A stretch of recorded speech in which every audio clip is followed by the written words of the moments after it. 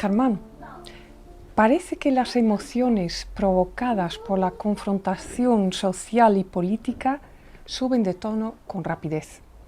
Se prohíben, por ejemplo, libros en Florida y los movimientos gay y LGBT son furiosamente atacados. Hay una lucha entre los movimientos woke y anti-woke. Defínelos, por favor, y dinos cómo podemos entender, movernos en esta encrucijada y servirnos quizás de la cultura. Sí, muy bien. Bueno,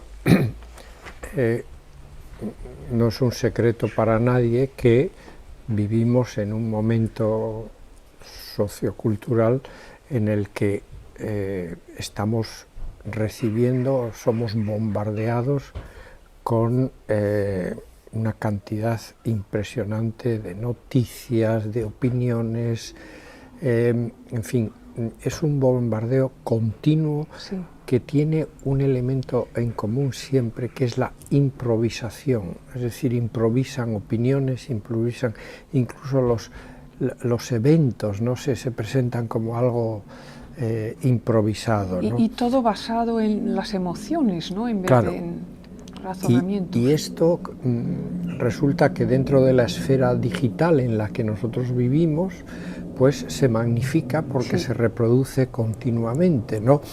Y todo esto ejerce un efecto sobre el humor del público y es un efecto muy negativo, sí. Porque la gente está como si dijéramos fuera de sí, fuera del control. Y esto, desafortunadamente, las mejores instituciones que tenemos para solventar esta situación, que son las instituciones que proveen el conocimiento, como por ejemplo la que yo mejor conozco y tú también, la universidad. Sí, sí.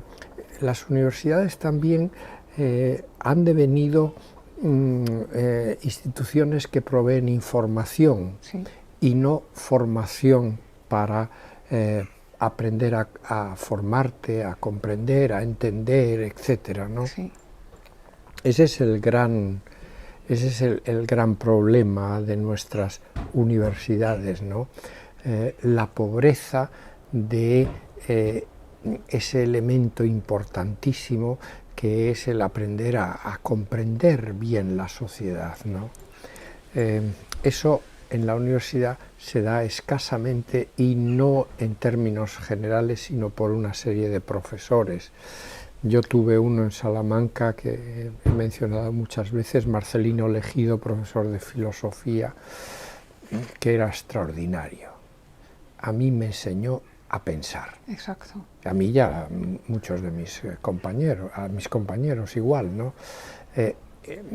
Que eso creo yo que hoy es raro en una facultad de filosofía. Ahora parece que dictan cómo pensar, claro. En vez de enseñar cómo pensar. Exactamente. Entonces, de lo que me preguntas y que me parece muy importante es el movimiento woke, ¿no? Sí. ¿Qué es lo que quiere decir? Woke en inglés quiere decir despierto. Es decir, los progresistas en los Estados Unidos se les asigna esta palabra woke especialmente a las minorías, especialmente a los African Americans, a los negros, en el que ellos, por ejemplo, han creado unas alertas sobre la injusticia social que se les ha producido a lo largo de los siglos, la esclavitud, etc. Entonces, el racismo concretamente, ¿no? Y sobre otras muchas razones, pero pongo este en concreto. Y entonces hay gente como el gobernador DeSantis de Florida, que es anti-woke, es decir, que no quiere que se hable de toda esta historia de la esclavitud, por ejemplo, del racismo, porque entonces sería culpar a los blancos. Entonces, el movimiento woke es el que despierta la conciencia sobre el racismo y el anti-woke de los derechistas norteamericanos del Partido Republicano son los que se niegan a aceptar eso. Y dormirnos otra vez, ¿ok? Claro. Sí. Y entonces, ¿cuál es el efecto? Pues en Florida, como tú decías, sí, pues se prohíben libros. Increíble.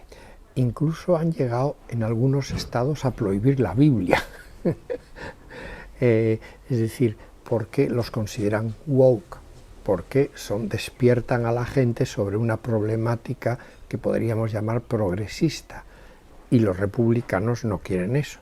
Entonces, cada vez hay mayor prohibición de libros, de ideas, están en contra de los grupos de transexuales, sí, en fin, todo lo que es un poco la evolución hacia una mayor justicia social. Entonces, claro, la pregunta siempre, bueno, y el otro elemento de este woke es Twitter. Twitter se ha convertido, desde que lo compró Elon Musk, se ha convertido en un foco, ¿verdad?, de anti-woke. El último ha sido un documental de 95 minutos que se ha presentado hace 3 o 4 días, que es sobre qué es la mujer, que está muy bien en ciertos aspectos, pero en otros es muy anti-woke. Es decir, que todo esto, este fermento que está detrás es el mundo que desde la Revolución Francesa, la Ilustración y toda esta ideología progresista que se ha ido creando en el Occidente, frente a los que quieren que no se hable de lo que es poco agradable para esa minoría blanca. Pero parece que son dos posiciones muy extremas. Claro, muy extremas. Entonces, que la verdad siempre se encuentra en el medio, ¿no? Claro. Entonces, vuelvo a lo que decía al principio. ¿Qué debe hacer la sociedad, la universidad? Pues en vez de informar, crear a las personas a través de la teoría crítica a pensar. Es decir, a conocer la historia, a conocer la filosofía, a conocer las lenguas clásicas. Yo qué sé, por ejemplo, a estudiar la Ilíada. La Ilíada es, para mí, más importante que la Biblia para el desarrollo humano. Si conoces bien Por las reacciones humanas. Claro, esa es la cosa de ese maravilloso libro de Homero, ¿no?, que explica cómo es el hombre, ¿no? Entonces, esto es lo que tenemos que hacer hoy en día.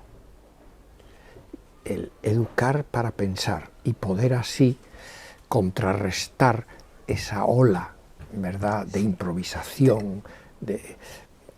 Tengo una pregunta al respecto.